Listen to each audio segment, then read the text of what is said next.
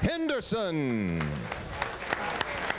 And his opponent in the blue corner, representing Virginia Military Institute, Christopher Angeles Cruz. Henderson has the height advantage here at 5'10", and I mentioned about this having a very interesting history. Robin, you might tell people how these two fighters actually got to this bout.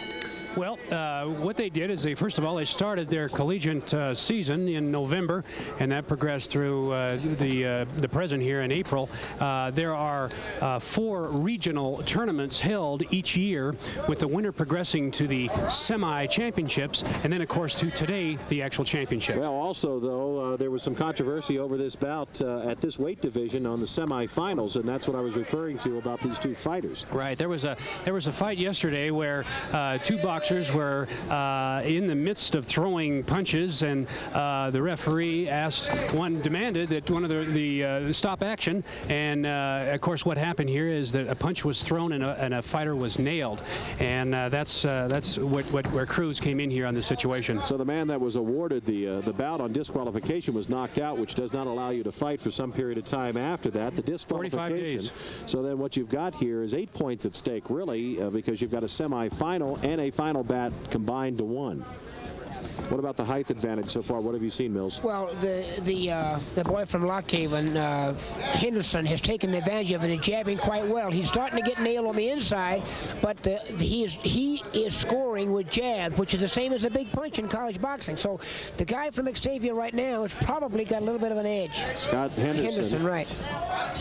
Controlling the tempo at the outset, but certainly not intimidated in any way as Christopher Cruz. He's boxing well, too. He steps to the side, throws the left hand, step to the side, comes back with the right every now and again, so he's boxing quite well. You see, Cruz in through 2 big wild hand, but they didn't land solid with the white portion of the glove, so that shouldn't get him a point. Now, that will get him a point, that uppercut. One of the things we want to do when you've got a taller boxer is try to get inside that power, negate it a little bit, work to the body, and take your opportunities to the head when you get that opportunity. There's no question about it. And just jump all over the other guy, and which Cruz is not doing. He's staying outside. He cannot fight this guy outside. Scott Henderson going to his corner. Psychology major, 5'10", as we said, and he was the 1991 regional champion, and also in that same regional won the outstanding boxer of that competition, which we'll be picking today. And Robin, what do they look for when they look for the outstanding boxer? Well, I think one of the things that all the judges as well as the fans are concerned with is not only the boxing talent and the individual's ability, but also how he captures the imagination of the fans in attendance. And there are a number of fighters that are excellent in that area. What about Cruz? What is his coach telling him, Mills? Well, I think what his coach is telling him is, look, you got to get inside this guy. You cannot fight him outside. You got to whale away, and you got to take the fight to him, because if he fights the way he fought this last round, he will not get his hand raised. The other kid will outbox him. Cruz coming in with an 8-4 record. So round number 2 just about ready to get underway, and Ken Butler, our referee, waiting till the seconds get out of the ring.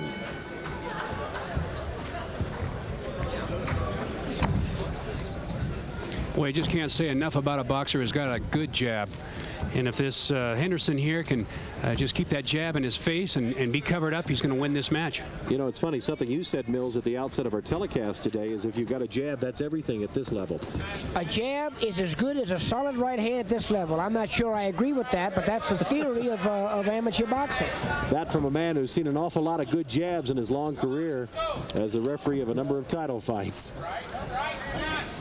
Well, Cruz definitely is pressing the fight, and he's trying to get in close. Cruz is jumping over now, which is what he's got to do. He still should not stay outside, though.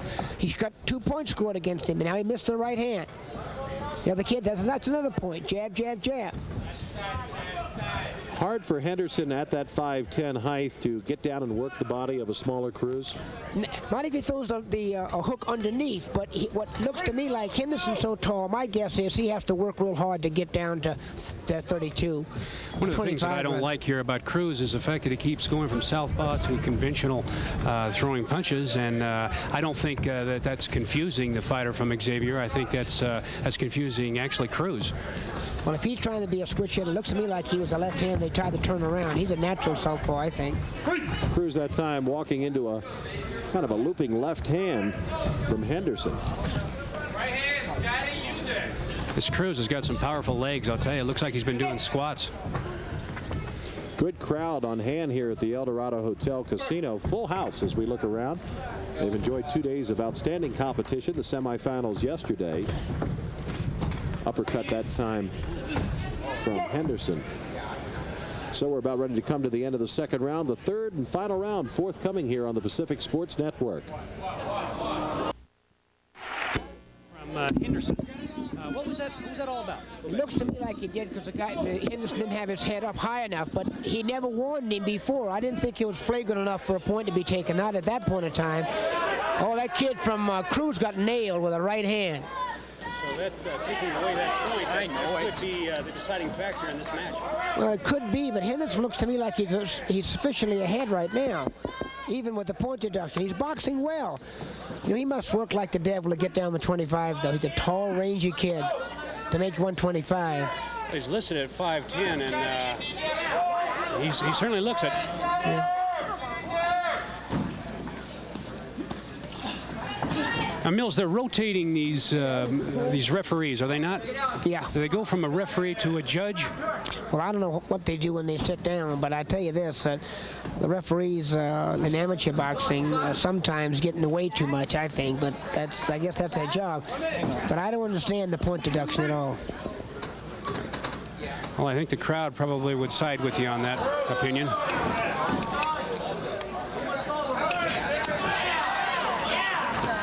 Third round of action here, and looks like Henderson from Xavier definitely has the edge, but we've been surprised before. We'll see what happens.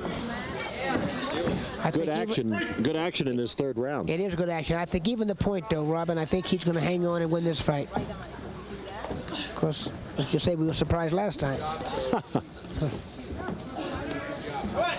Got to give the kid from V.M.I. credit, though. He's a tough kid. He keeps Cruz. He keeps coming. He's got guts. Got to respect that. Coming up to the final 15 seconds, and we'll have the decision here at 125.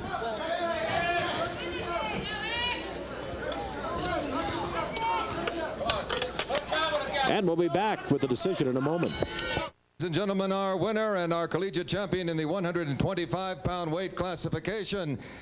In the blue corner, representing Virginia Military Institute, Christopher Angeles Cruz.